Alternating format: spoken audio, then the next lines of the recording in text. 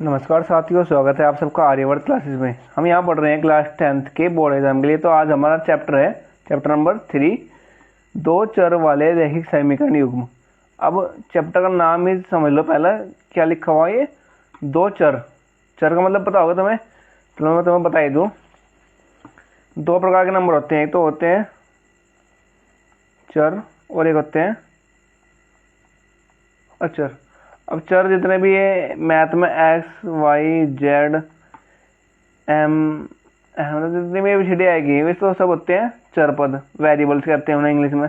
और अचर होते हैं जितने भी 1 2 3 मतलब जितने भी नंबर आएंगे वे सब कहते हैं अचर, मतलब कॉन्सोनेंट। अब चैप्टर का नाम है दो चर वाले, मतलब दो चर आएंगे इसमें, कोई से भी आ सके, एक्स वाई भी आ सकते हैं, एम एन भी आ सकते हैं, कुछ भी ले सको तुम। और रैखिक समीकरण का मतलब होता है कि ऐसे समीकरण जिसकी पावर क्या हो, केवल 1 हो। जैसे कि मैंने x प्लस वाई लिख दिया, अब इन दोनों की पावर क्या है, 1 है ना, इसे कहते हैं रैखिक समीकरण। ठीक, और इसके बराबर में कुछ भी मान होगा, समझ लो यहाँ पे 0 है, तो ये होगी एक रैखिक समीकरण। तो अब हमें शुरू करते हैं क्वेश्चन को।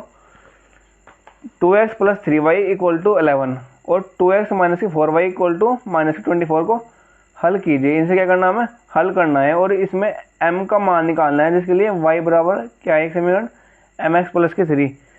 अब हम सबसे पहले लिखेंगे यहाँ पे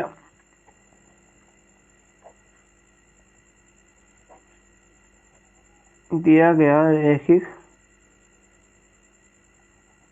समीकरण युग्म, मतलब दिया गया समीकरण हमें क्या है, एक तो 2x प्लस के 3y इक्वल टू 11 और फिर 2x माइनस के 4y इक्वल टू 24। ये क्वेश्चन फर्स्ट हो गई, इसे मान लेते हैं क्वेश्चन नंबर 2। अब इन्हें हम सोल्व करते हैं। ठीक, समीकरण 1 है 2 को हल करने पर। अब हल कैसे करेंगे, एक विधि होती है विलोपन विधि, क्या कहते हैं इसे, विलोपन विधि द्वारा, मतलब विलोपन का मतलब एलिमिनेशन मेथड।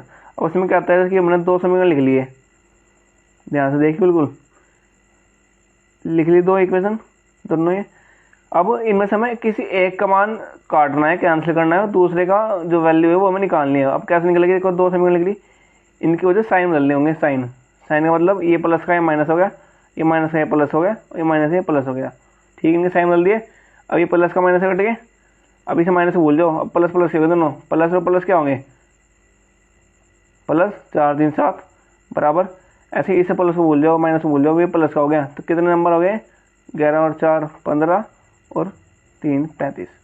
तो वाई की वैल्यू क्या आ गई, 7 को इस तरह भेज दूँ मैं, अपॉन में से किसी की वैल्यू आ गई 5, वाई की वैल्यू क्या आई 5। अब जो ये है मान आया वाई का,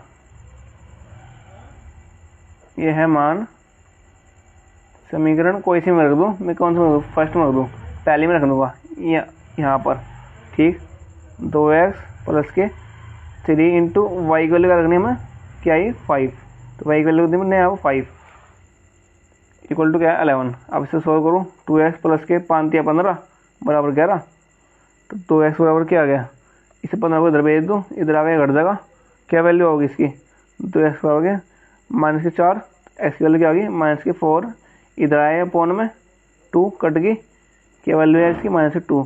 अब ये तो मिल गई x की वैल्यू, ये मिल गई y की वैल्यू। हमें क्या का मान निकालना है, m का। तो दी हुई समीकरण क्या है,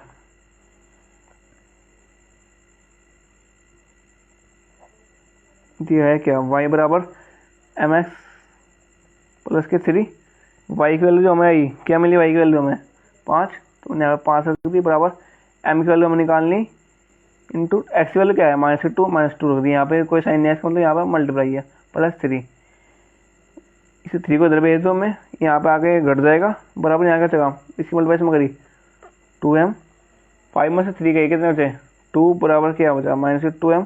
अब m की वैल्यू निकालनी बचा, तो 2 को इसके अपॉन में आ जाएगा, ये माइनस का, तो 2 से 2 कट गया, क्या वैल्यू आ गई माइनस की 1, इसमें तो m की वैल्यू क्या आ गई हमारी माइनस की 1। ओके, दैट से क्वेश्चन यहाँ खत्म हुआ, m की वैल्यू हमने निकाल ली। और ये क्वेश्चन 2017 में आया हुआ था NCERT में। ठीक, थैंक्स फॉर वॉचिंग।